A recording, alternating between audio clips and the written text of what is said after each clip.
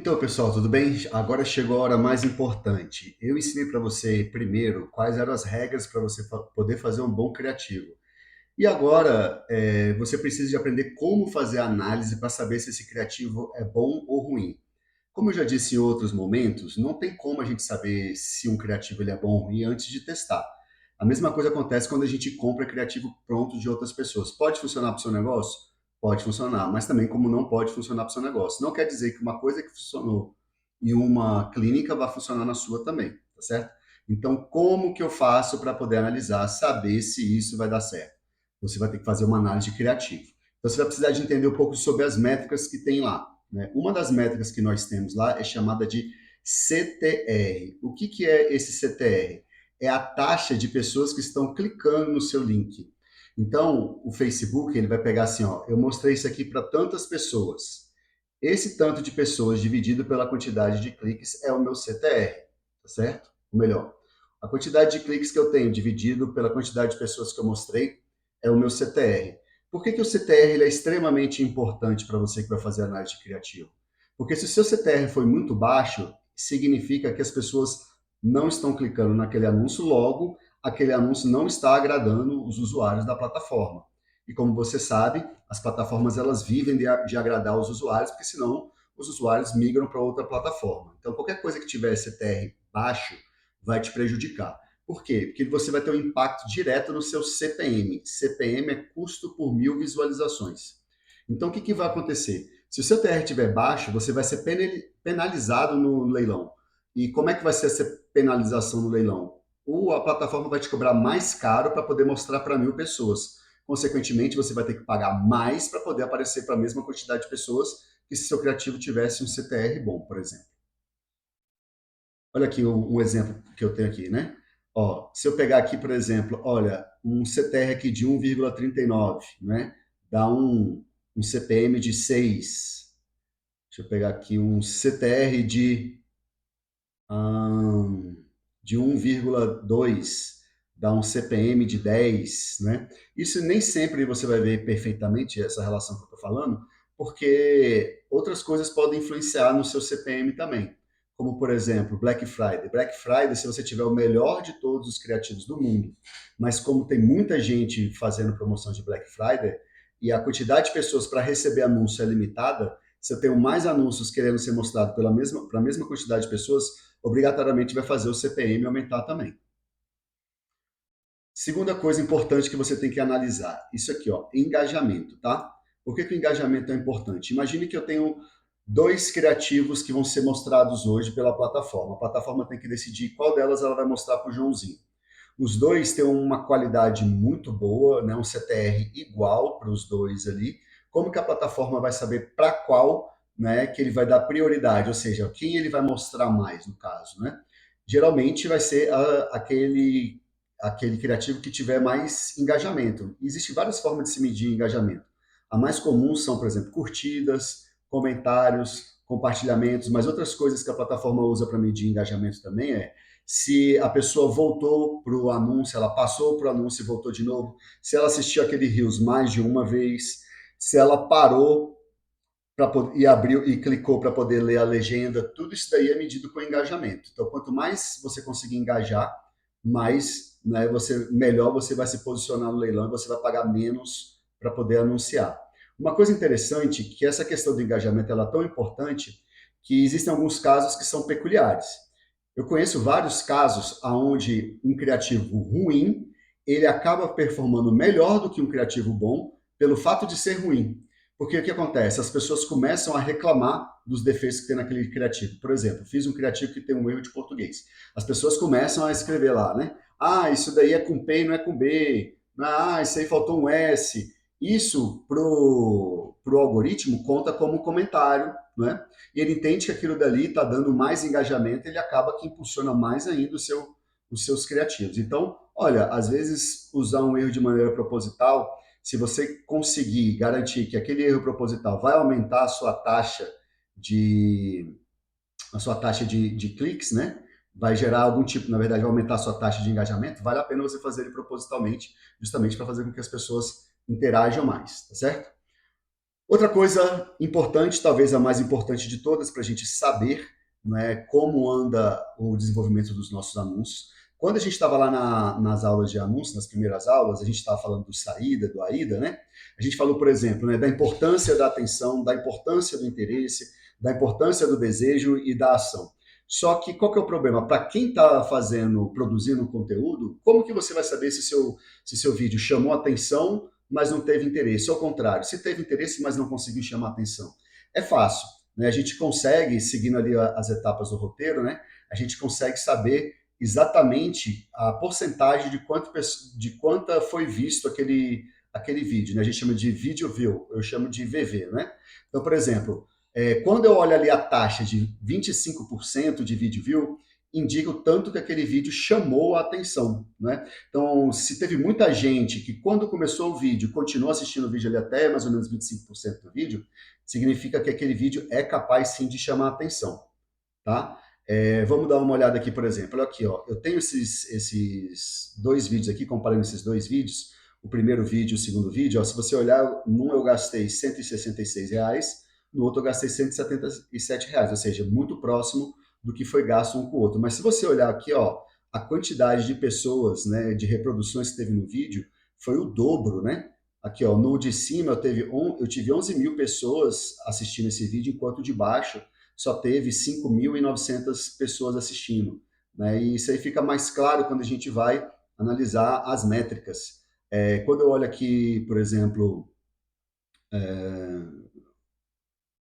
quando eu olho aqui, por exemplo, né, que apenas metade das pessoas, né, embora o alcance, desculpa, deixa eu recomeçar isso aqui, né, você vê que o gasto foi mais ou menos o mesmo, você vê que o alcance também foi muito próximo, né, 23 mil e 19 mil, mas quando a gente vai olhar aqui, ó, a reprodução do vídeo, quem passa dos 3 segundos, por exemplo, é muito discrepante a quantidade de pessoas, né? Aqui, enquanto teve 23 mil pessoas tiveram contato com o vídeo, mas quase 12 mil assistiram 3 segundos, no outro 20 mil e apenas 6 mil pessoas assistiram o vídeo, né? Então você vê que esse vídeo aqui, por exemplo, né, o segundo vídeo, ele chama muito menos atenção, porque o mesmo gasto, o mesmo alcance, muito menos pessoas estão assistindo esse vídeo até, né, os primeiros segundos ali. Por outro lado, como que eu faço para poder saber se o meu vídeo gera interesse? Então, a gente usa a segunda métrica que a gente vai usar de 50%, o VV de 50%. Você tem que comparar o quê? O VV de 50% com o de 25%. Se você for comparar com a quantidade de pessoas que foi anunciada, você não vai conseguir tirar boas conclusões. Eu vou aqui ser mais específico com você. Aqui estão aqueles mesmos vídeos lá que eu mostrei no exemplo anterior, né? Um que eu gastei R$ 167, outro 177. Olha lá, o primeiro, não é, ele chamou um pouco mais, ele chamou bastante atenção. Eu tive 5 mil pessoas que assistiram até 25%. Enquanto o outro, que eu gastei até um pouquinho mais, eu tive apenas, né, 2.700, quase 3 mil assistindo ali. Só que agora, se eu for comparar 25 com 50%, olha só, o 25% é muito importante para eu medir se o vídeo gera atenção, mas a proporção dos 50% com 25%, ele que vai me dizer se o vídeo gera interesse. Por exemplo, aqui eu tinha 4.900, caiu para 700. Ou seja, 6 vezes o número de pessoas que estavam assistindo em 25% saíram do vídeo. Né? Só sobrou 700 pessoas.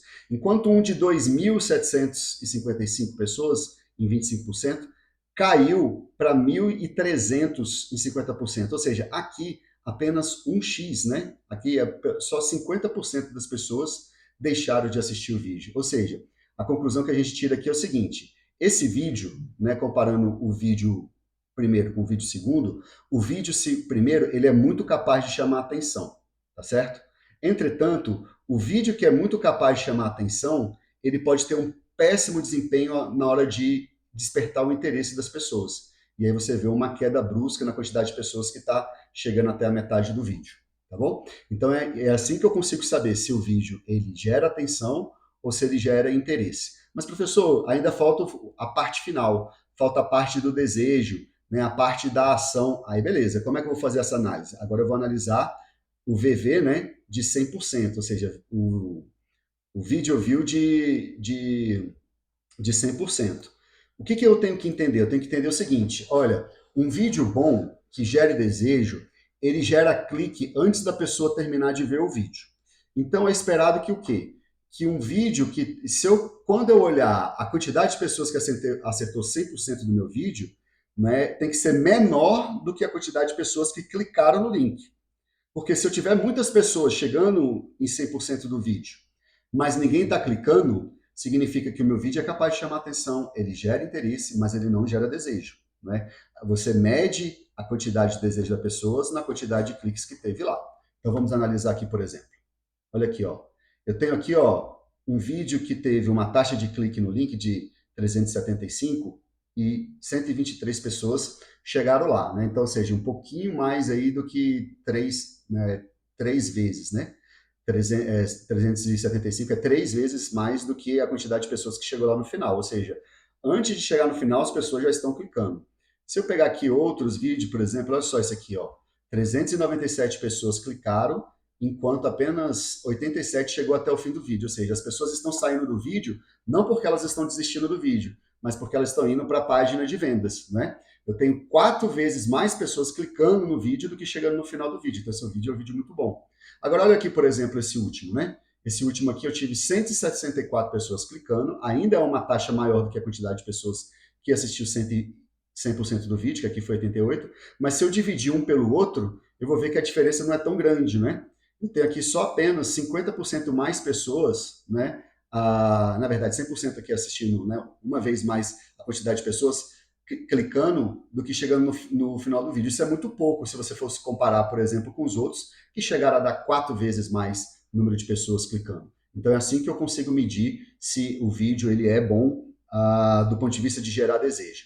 E essas métricas que eu mostrei, essas análises de resultados que eu mostrei para vocês ali acima, elas são muito utilizadas para o Facebook. Como é que funciona no Google? O Google é um pouco mais simples. O Google, eu consigo visualizar, né, as métricas do Google, analisando, por exemplo, taxa de visualização. Por que taxa de visualização no Google equivale ao CTR? O CTR é a quantidade de pessoas que clicaram no seu anúncio comparado com o alcance, quantas pessoas que receberam esse vídeo.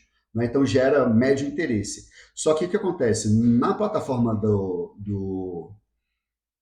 da Meta, o usuário lá, ele é chamado para clicar através de sugestão. A pessoa estava por acaso ali, você por acaso apareceu na frente dela, e aí ela clicou no seu anúncio. Ela não foi lá porque ela estava procurando para ir numa clínica. Ela foi lá porque ela estava querendo ver amigos, estava querendo ver memes, coisas aleatórias, etc. e tal, e por acaso você conseguiu convencer a ela a clicar no anúncio de uma clínica. Já no Google, isso é um pouco diferente. Na maioria dos casos, no Google, né, é uma coisa mais assertiva. Né? O Google ele consegue direcionar melhor para a pessoa que tem a intenção para poder fazer a compra. Né? Então, ele não fica mostrando o seu anúncio de maneira aleatória. Ele consegue acertar melhor a pessoa que está na intenção de comprar. Por quê? Porque a pessoa digitou no Google, estou procurando uma clínica. Né? Onde tem clínica perto da minha casa? E aí o algoritmo vai entender que ele está procurando clínica e vai começar a mostrar, né, o seu anúncio. Então, taxa de visualização significa que o quê? O Google detectou, não é que o seu anúncio ele está sendo interessante para a pessoa porque está gerando clique, então ele vai aumentar a sua taxa de visualização, não é, comparados com os outros anúncios que são dos seus concorrentes.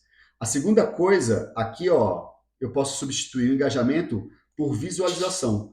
Quanto mais o Google mostra o seu vídeo, significa que mais pessoas engajaram com o seu vídeo.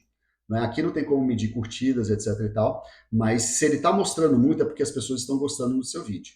E por último, a mais importante de todas as taxas do Google é a chamada taxa de conversão. Por que ela é a mais importante de todas? Porque como o Google ele trabalha na intenção, se tem muita gente convertendo, gerando venda, gerando cliques através do seu anúncio, o Google entende que as pessoas estão tendo uma boa, né, um bom retorno com o seu anúncio, e aí ele entende que o quê? Ele deve mostrar mais o seu anúncio. Então a taxa de conversão é o mais importante. O que o Google mais quer é que você converta, porque se você está convertendo, quer dizer que o usuário está tendo uma boa experiência com seus anúncios. Moçada, de análise de anúncios, isso aqui é o principal. Qualquer dúvida, só chamar a gente. Até a próxima.